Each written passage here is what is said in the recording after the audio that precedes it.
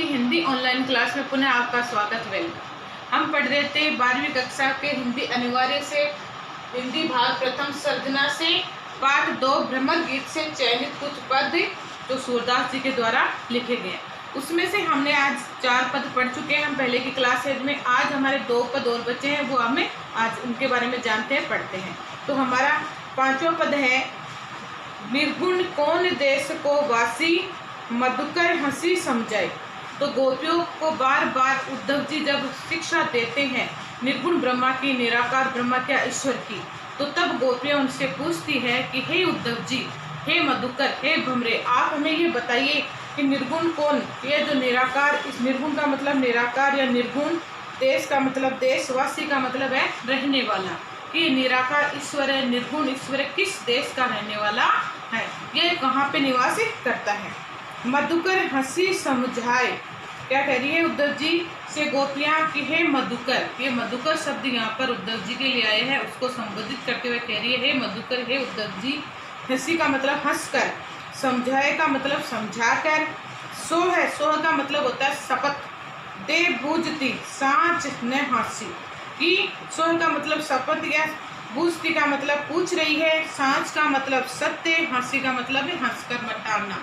कि हे उद्धव जी, हे मधुकर, हम आपको अपनी शपथ देते हैं, सौगंध देते हैं कि आप हमें सत्य बात बताइए कि क्या सत्य है, हमारी बातों को आप हंसकर मत टालिए। को है जनक जननी को कहिए, कौन नारी को दासी। तो जनक का मतलब होता है पिता, जननी का मतलब माता, कहियत का मतलब होता है बताइए, नारी का मतलब पत्नी या नारी, दासी का मतलब कौन इनकी सेवा करती है। कि बताइए कि ये जो निर्गुण ईश्वर है या निराकार ब्रह्मा है, इसके पिता कौन है, माता कौन है और इनकी पत्नी कौन है, और इनकी जो सेवा और चाकरी करने वाली दासी कौन है, सेविका कौन है। कैसो बरन वेश है कैसो, के ही रस में अभिलाषी। तो पूछ रही है उद्धव जी से गोपियाँ, बरन का मतलब होता है रंग रूप, और वेश का मतलब वेशभूषा या कपड़े, और के ही रस में का है किस रस के अभिलाषी, यानी किस रस में वो डूबे हुए रहते हैं।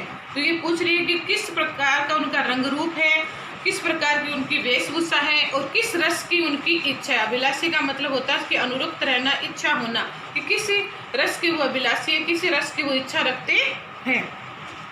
पावेगा पुण्य क्यों आपनो, जो करे कहियो गो गासी। तो उद्धव जी से जब पूछ रही है कि हमें सत्य बात बताना कि निर्गुण ब्रह्मा कौन है, पावेगा मतलब प्राप्त करना, पुण्य का मतलब दोबारा, क्यों आपनों का मतलब जो अगर आपने गलतियां की या हमें असत्य बात बताई तो आप अपनी करनी को प्राप्त होगी, यानी आप अगर हमारे साथ गलत करोगे या गलत हमें बताओगे तो आपको अपनी इस गलती का एहसास होगा और उसका फल आपको मिलेगा। कहियो को मतलब कह रही है, गासी का मतलब असत्य, अगर आपने हमें असत्य बात बताई या गलत बात बताई इसी निर्गुण ब्रह्मा के बारे में तो आप अपनी करने का फल प्राप्त करोगे, आपको बुरा फल मिलेगा। सुनते मौन हवे रहो ठगो, जो सूर्यमती नासी।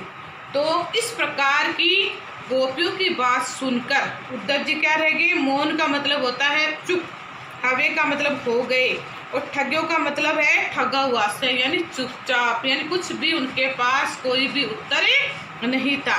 गोपियों की इस प्रकार की बातें सुनकर उद्धव जी ठगे से रह गए, खड़े हुए चुपचाप मौन रह गए। सो सूर सबे मति नासी, उस समय सूरदास जी कहते हैं मति का मतलब बुद्धि, नासी का मतलब नष्ट। उद्धव जी मन ही मन में सोच रहे हैं कि गोपियों की तो सारी बुद्धि ही नष्ट हो गई है, जो मुझे इस प्रकार से पूछ रही है कि वो किसी भी बात को मानने के लिए तैयार नहीं है, निर्गुण ब्रह्मा की या किसी भी प्रकार से श्री कृष्ण को बुलाना नहीं चाह रही है। ये तो हमारा आज का 5वां पद। अब हम चलते हैं 6ठे पद की ओर, पाठ का अंतिम पद और 6ठे पद की ओर। कि बार बार उद्धव जी द्वारा गोपियों को समझाने पर भी गोपियां नहीं समझती है, और बार बार निर्गुण ब्रह्मा की शिक्षा देने पर गोपियां नहीं मान रही है, तो गोपियां कहती है और श्री कृष्ण की विरह व्यथा में जल रही है, वियोग में जल रही है, तो बताती है अपने मन की व्यथा और परेशानी उद्धव जी को। हे उद्धव जी, हमें श्री कृष्ण के बिना कुछ भी अच्छा नहीं लगता है, यहाँ की हर वस्तु हर चीज हमें व्यर्थ लग रही है, आप हमें क्यों शिक्षा देते जा रहे हो। तो देखिए, बिनु गोपाल बेरिन भई कुंजे।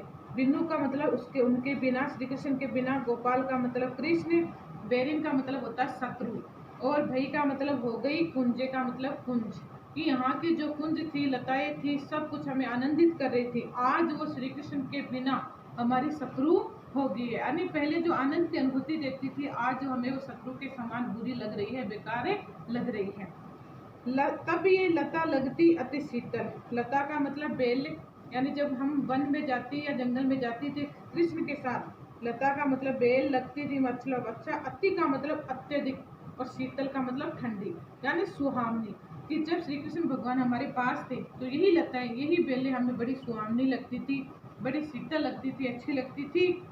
अब भाई विषम ज्वाला की पूंजी, विषम का मतलब है इसके विपरीत, ज्वाला की पूंजी का मतलब होती है आग की लपटों के समान।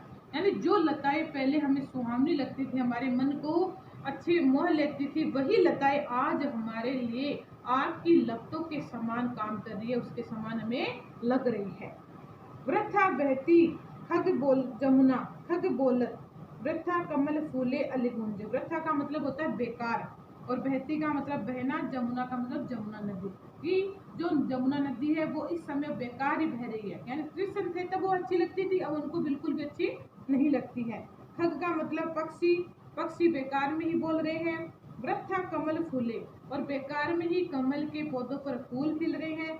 अली का मतलब होता है भंवरा, गुंजे का मतलब है गूंजना, और बेकार में ही ये मधुकर भंवरे अपना गुंजन हमें सुना रहे हैं, गूंज रहे हैं, अपना शोरगुल कर रहे हैं। यानी हमें भंवरों का गूंजना, पक्षियों का बोलना, जमुना नदी का बहना कुछ भी अच्छा नहीं लग रहा है।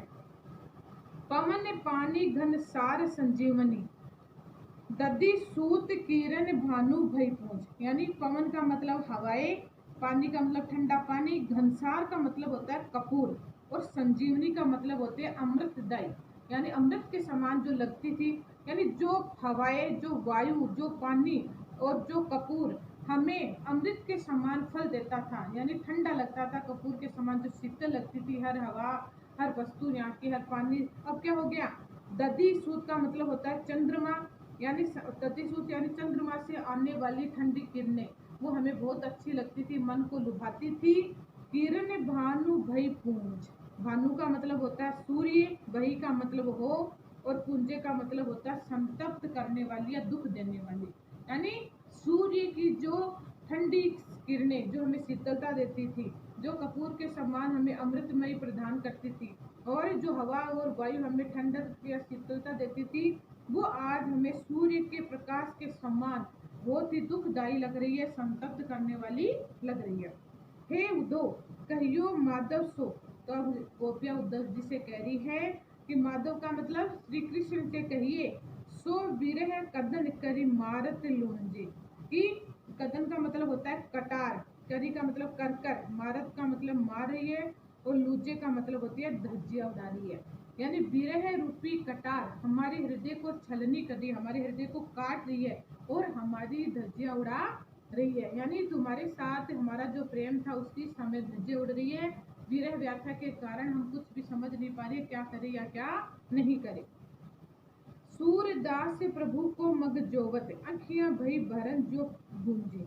तो सूरदास जी कहते हैं कि प्रभु का मतलब कृष्ण का, मग का मतलब मार्ग या रास्ता, जोवत का मतलब देखते ही देखते, और अखियां का मतलब आंखें, भई का मतलब हो गया, वरन का मतलब उनके समान रंग होना, जो का मतलब जिस प्रकार, और गूंजे का मतलब गूंजा, कि श्री कृष्ण भगवान का मार्ग या रास्ता जो होते हुए या देखते ही देखते, यानी काफी समय हो गया है, काफी साल निकल गए, हम उनका मार्ग या रास्ता ढूंढ देख रहे हैं, हमारी आंखें देखने के लिए तरस रही है, तो हमारी आंखें उनका मार्ग जोते जोते खुली की खुली रह गई है। और जिस प्रकार से कुंजा का रंग एकदम लाल वर्ण होता है, लाल रंग का होता है, उसी प्रकार से हमारी आंखें भी लाल रंग की हो गई है। यानी उनकी बाट जोते जोते, उनका राह देखते देखते, उनका मार्ग जोते जोते हमारी आंखें एकदम लाल रंग की हो गई है, मोटी हो गई है। तो उनकी वीर व्याख्या में हम इतनी जल रही है। तो हे माधव, हे उद्धव जी, आप माधव श्री कृष्ण भगवान को बताइए कि हमारी दशा उनके बिना कैसी हो गई है। तो ये था हमारे सूरदास जी का चैप्टर भ्रमर गीत से चयनित कुछ पद, आज ही हमारा पूरा हो गए हैं। और हम अब नेक्स्ट चैप्टर पढ़ेंगे। और हमारा वीडियो लाइक और शेयर जरूर करें। धन्यवाद।